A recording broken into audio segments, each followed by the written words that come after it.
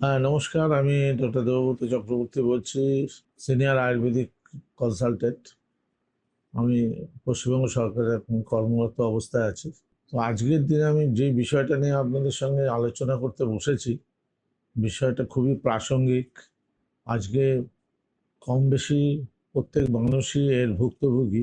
কখনো কোনো কিছু হয়নি, খুবই মানে নিরোগ বলতে গেলে শরীর, এই সামান্য কখনো সখনো হয়তো বছরে একবার জ্বর বা সর্দি কাশি হয়, তাছাড়া কখনোই তেমন কোনো রোগ, বড় রোগ হয়নি। তো হঠাৎ করে একদিন ঘুম থেকে উঠে দেখলেন যে পা ফেলতে পারছেন না বিছানা থেকে, প্রচণ্ড ব্যথা যন্ত্রণা হচ্ছে। তো ওই বিষয়টা যখন হলো তখন তো কিছুই বুঝতে পারছে না।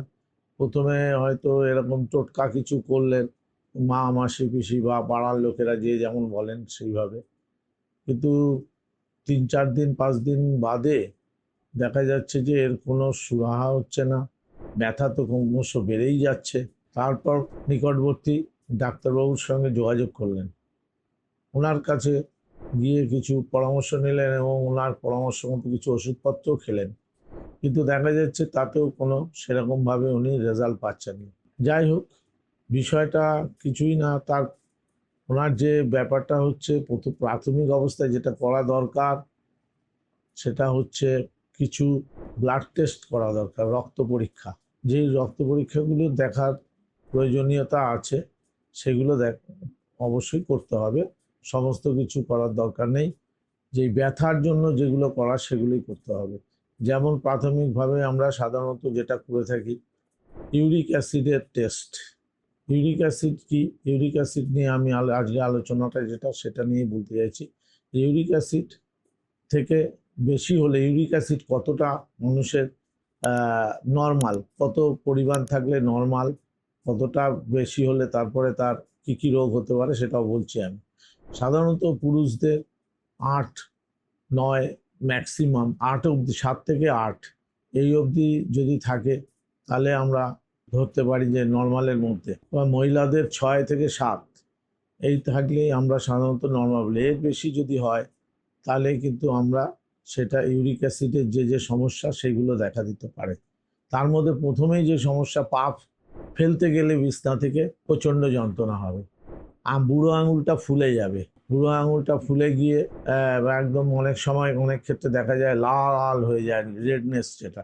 তো এটা কি হয়, এটা গাউট বলে আমরা সাধারণত বলে থাকি, গাউট হয়ে যায় এটাই। এবার দীর্ঘদিন যদি ইউরিক অ্যাসিডে গাউট হয়, গাউট থেকে তারপরে তার এবার ওখান থেকে তার ওই অ্যাঙ্কেল জয়েন্টে ব্যথা শুরু হয়ে যায়। এবার সেই থেকে আস্তে আস্তে বিভিন্ন রকম যে ব্যথার উপসর্গ সেগুলো শুরু হয়। এবার এটা যদি আপনি প্রাথমিক স্তরে চিকিৎসা করে নিতে পারেন, বা সঠিক ডাক্তারবাবুর সঙ্গে পরামর্শ করে চিকিৎসা করান, কি কি খাদ্যাভ্যাস আছে সেগুলো পরিবর্তন করতে হবে, তার সঙ্গে যে ওষুধপত্র আছে সেগুলো তো অবশ্যই খাবেন নিয়মিত। যেগুলো আপনি করতে, মানে আপনার লাইফস্টাইল বলতে গেলে যেটা আর কি, প্রাত্যহিক জীবনযাত্রা, সেটা আপনার পরিবর্তন করতে হবে।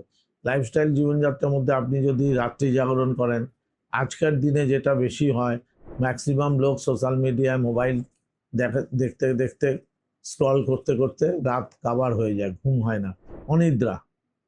মেইন কথা হচ্ছে অনিদ্রা। অনিদ্রাজনিত কারণে হতে পারে। খাওয়া দাওয়ার বিভিন্ন রেড মিট যদি আপনি সপ্তাহে 2 দিন 3 দিন খান, তার জন্য হতে পারে।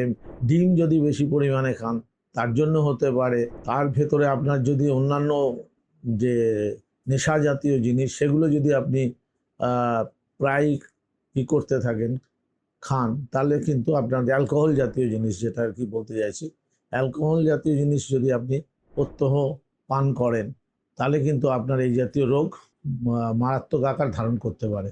প্রথমেই আপনাকে এগুলোর থেকে আস্তে আস্তে আপনাকে বিরত হতে হবে, বা রেড মিট খাওয়াটা বন্ধ করতে হবে। যদি আপনার ইউরিক অ্যাসিড বেশি হয় তবেই, আদারওয়াইজ নয়। যদি আপনার টেস্ট করে দেখা যায় যে হ্যাঁ ইউরিক অ্যাসিড খুবই বেশি আছে, তাহলে কিন্তু আপনাকে আপ টু, যদি 9-10 হয়ে যায়, 10 অবধি, তাহলে আপনাকে কিন্তু চিকিৎসা করতেই হবে। ইউরিক অ্যাসিডের যা চিকিৎসা আছে সেটা করতে হবে। তো এই হলো, আমি এই বিষয়টা নিয়ে আপনাদের অবগত করতে চাই। আজকের দিনে বেশিরভাগ মানুষ কিন্তু এই ব্যথা নিয়ে ভুগছে।